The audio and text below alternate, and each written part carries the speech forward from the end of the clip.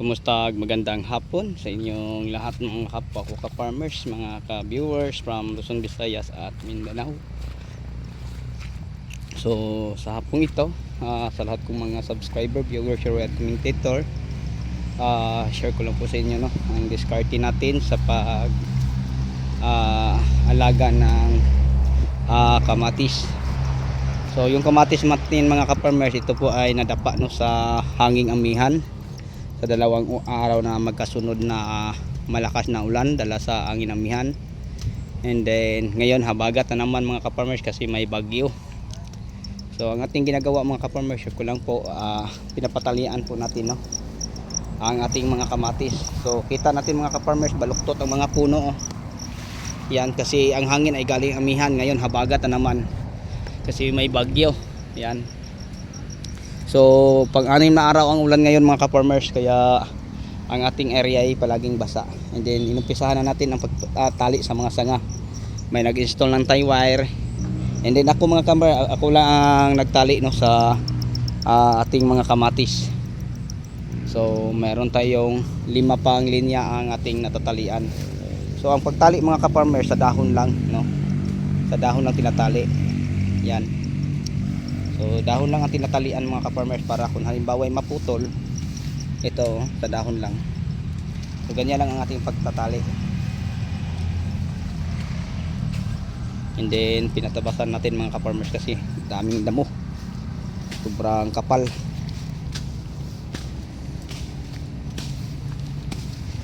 Makakapal ang damo, kaya pinapatabas natin. So yan mga ka-farmers, yung nasisikatan sila ng araw, maganda na po ang tayo nila, matuwid na, yan, sobrang bilis lang ang damo tumubo. Ito na ang ating 21 days old na kamatis.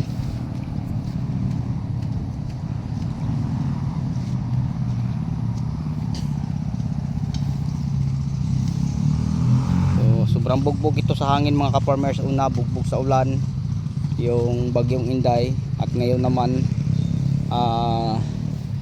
sa dalawang magkasunod na hanging amihan. And ngayon may bagyo na naman mga ka-farmers.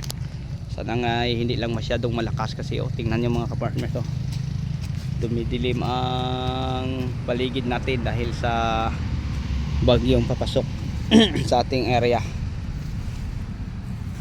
So may mga maliliit pa, yun na po ang hulip natin mga farmers. So sobrang kawawa ang ating kamatis. So sa pagtatali mga ka-farmers, sa sanga lang, sa dahon ng mga ka-farmers natin tinatali. Yan.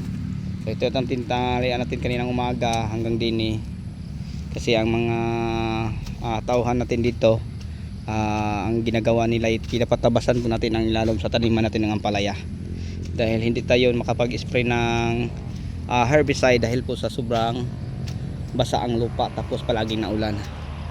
Siguro mga ka-farmers, mula kanyang umaga hindi lang 10 beses umulan,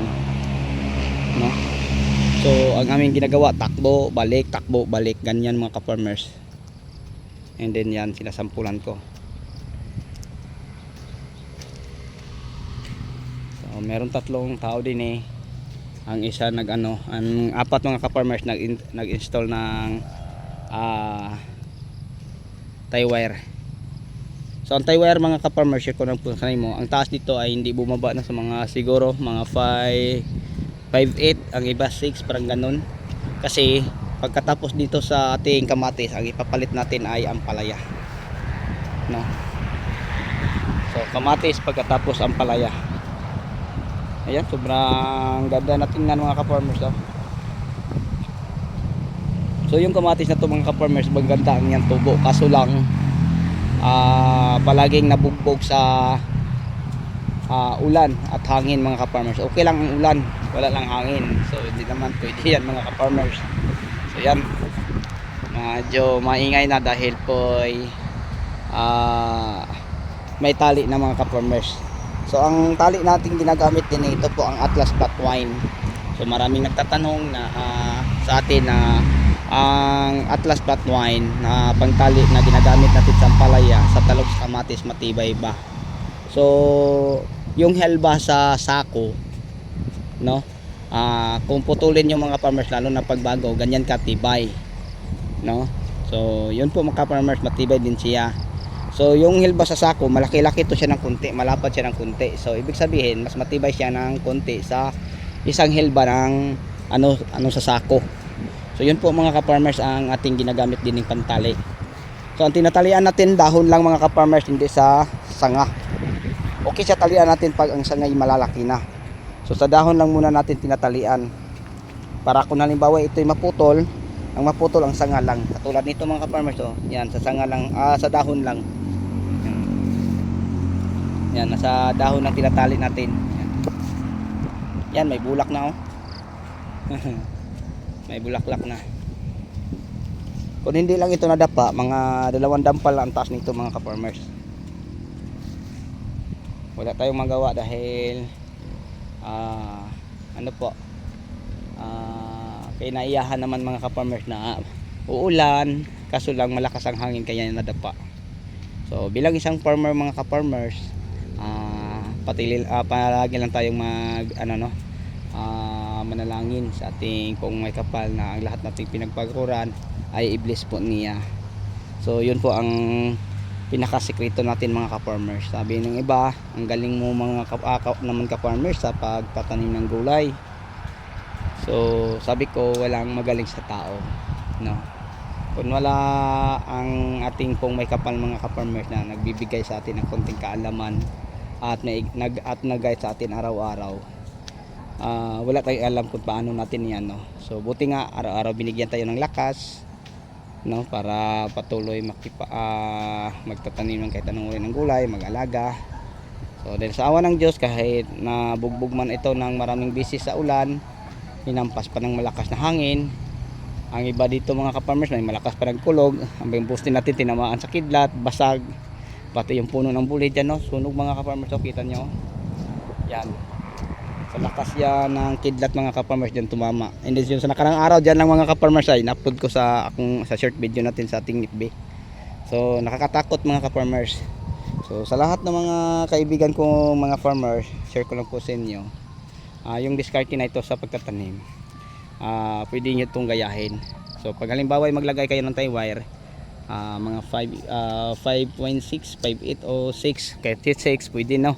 Kasi pagkatapos nito papalitan natin to. Ang ipapalit natin mga ka-farmers, ampalaya. So taniman natin to ulit ng ampalaya. So ang itanim itong ampalaya pwede doon, dito sa gitna wala lang. Pero pwede naman dito mga ka-farmers, basta ang variety Galaxy Max lang. So yun lang po siguro ang mai-share ko po sa inyo, no, patungkol dyan. So ulitin ko, yung pantali natin Atlas Flat Wine, sa nagtatanong matibay ba? Yes, matibay.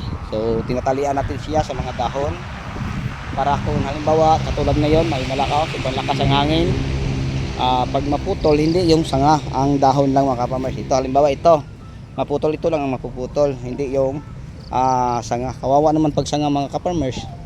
So ngayon hindi pa siya mapansin nating nakatayo silang matuwid dahil nadapa po sila. Ganito mga ka-farmers, ang itsura sa ating mga kamatis yung hindi pa natatalian, no? Ito mga ka-farmers, yan, dapa silang lahat, ganyan ang mga puno nila, bagsak sila sa hangin, walang isa mang nakatayo. Tingnan nyo dito, sobrang linis lahat, nandyan mga ka-farmers sa gilid, dahil sa lakas po ng hangin. Ganyan ang nangyayari sa ating tanim, yan, dapa sila, no? So baluktot ang mga puno, kawawa ang ating mga tanim, parang ganoon mga ka-farmers.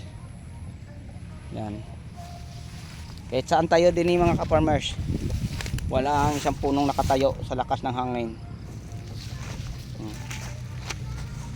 So bagsak, no, sa mulching, kita natin. So dinibanda, napakalinis, pero dahil dinibanda sila nadapa. Yan,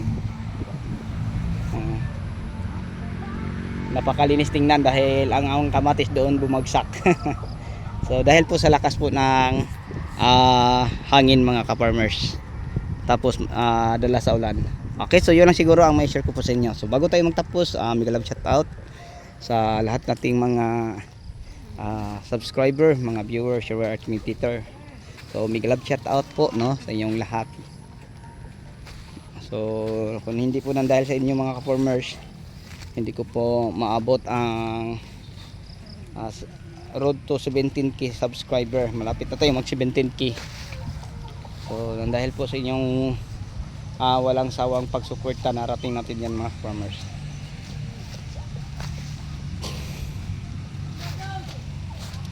Okay, so yun lang siguro ang may share at may bahagi ko sa inyo sa hapong ito. Hanggang dito na lang. Maraming salamat.